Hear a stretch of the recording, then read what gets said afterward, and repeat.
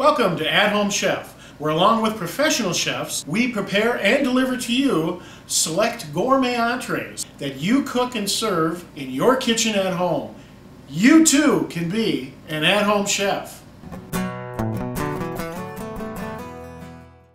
Hi, I'm Tom Maroney, and this is Chef Phil Brewing, and we're with At Home Chef. And today we're going to teach you how to make balsamic roast pork tenderloin with au gratin, vegetables, and rice pilaf. We're going to start with the pork. We're going to get the pork started here first. So first, take your pork tenderloin.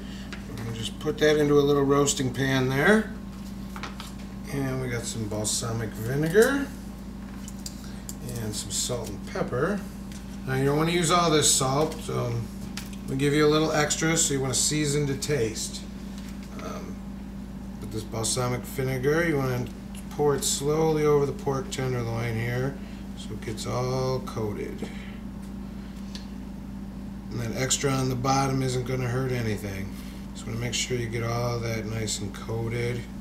Give some of those herbs and that seasoning. So that's going to act as a marinade, right, Phil? Yeah, well, basically it's going to roast into it a little bit. We're going to season that with a little salt and pepper and pop it in the oven. We got our preheated oven. I see you've got it at 400 degrees.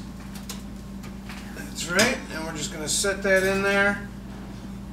And we're going to roast that for about 20-25 minutes. We're just going to dump that into a small baking dish. Going to get our butter into a pan. Get that melted up. I got a bay leaf. Whoop. One bay leaf. One bay leaf. It adds a lot of flavor. Yeah, and that we'll pull that out when we get the rice pilaf out of the oven. Okay. So once that butter starts melting, you can drop in some onions and get those nice and tender. Get that cooking up. And we're just going to cook those just a minute or two on this medium heat. Bay leaf, and now we're just going to add our peas in there too. A few peas.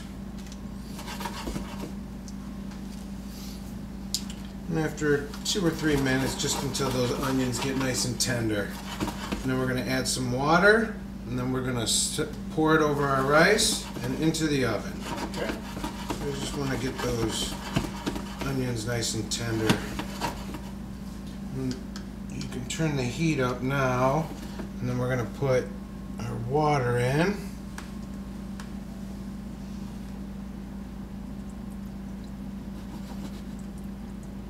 About a half a cup? About a half cup, yeah. I'm going to go for rice pilaf at 2 to 1 and water to rice. Okay. So, and we're just going to let that come up to a boil, and then we're going to pour it over our rice and into the oven. So butter, onions, peas, water. Over the rice? Out of the box and then into the box real quick. We've got our salt and pepper. Just going to season it up a little bit here. A little salt and pepper. You don't use it all, you just use season to taste. We give you season to taste, a mix of salt and pepper. So, and then when that rice pilaf comes out of the oven, we're going to top it with some pine nuts. Give it that nice crunch, that nice nutty flavor. So we're just nice and hot. You can see that steam coming off there. You know, it's nice. Those onions are nice and tenderized. Mm-hmm. So you just bring it up to the boil, and you're going to bring it up to the boil, and then we're just going to pour it over our rice in there. Cover it up. Cover it up. Pretty tight because we want that. That'll steam in that dish then, Phil. Yep, and that all that water will get absorbed. Slide her into the oven. About 20 minutes or so. I'm going to spray a little baking dish. Just any commercial non-stick spray? Yeah, just non-stick spray is perfect for that. And that's for our vegetables. So we're going to get our first butter in there. We're going to make a little roux for the vegetable au gratin. Some cheesy vegetables today.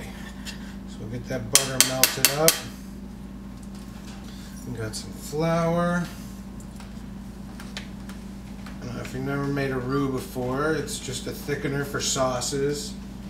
Mm-hmm. So And you don't want to use a lot of flour. You just want to use just no. just You a want to touch. use And slowly blend it in there. yeah, about half and half really on flour, 50-50 on flour and the butter.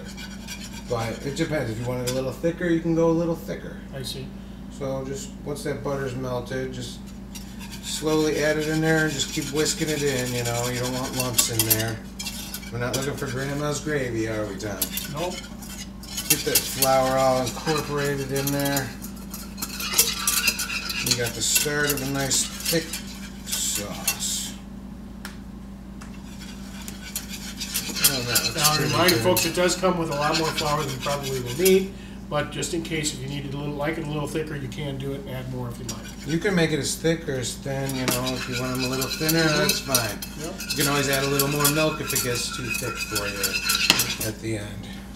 But we used almost all that flour, so now we're going to add some milk. Just slowly incorporate that in there. Keep on whisking. Yeah, you just want it all to get mixed in. You don't want to just cool it off instantly either with that milk. So we'll get it. We're going to add a little nutmeg to this. Gives those vegetables nutmeg. a wonderful flavor. I'm just going to put a little sprinkle in there. And if you want more, we got plenty in here. You don't need to use it all.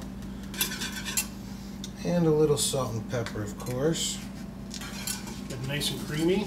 Nice and creamy. Now comes the cheesy part. So here's where it gets good. You can turn it up a little medium heat. I want this cheese to melt. And I got our sprayed baking pan, and I got our bag of vegetables here, all portioned up, and just pour those in there. All chopped up and prepped, right? Alrighty, that's what we do at Home Chef here for everybody at home. Take all the prep work out for them. Get that cheese nice and melted in there. So like I said, you can turn it up a little bit, just got to keep an eye on it.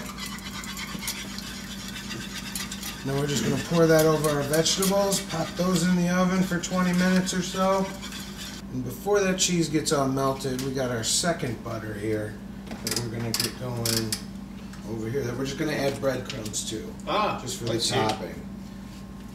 So for these vegetables au gratin, we're not going to do cheese on the top. We're going to do a breadcrumb crust on top. So just melt a little bit of butter. And we'll add our breadcrumbs to that here in a minute. As soon as it gets melted, now that sauce is getting nice and creamy, nice and smooth. Turn the heat off on that because that cheese is all melted. And we're going to pour that just over our vegetables.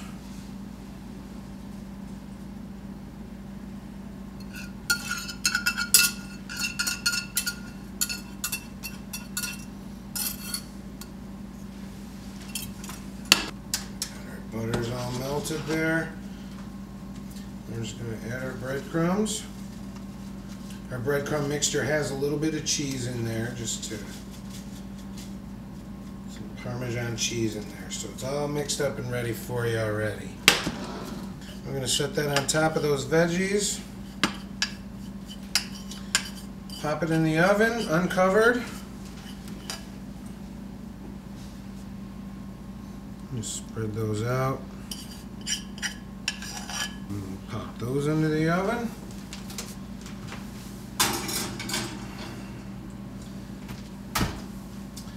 There you go. Give it a good 20 minutes, 25 minutes. All right. And, they should all come Looks out good. together at Smells once. delightful already. So, All right, Phil, it's been about 20 minutes. Are we ready to take get a that look out? at these guys here. These are our gratin vegetable veggies. gratins?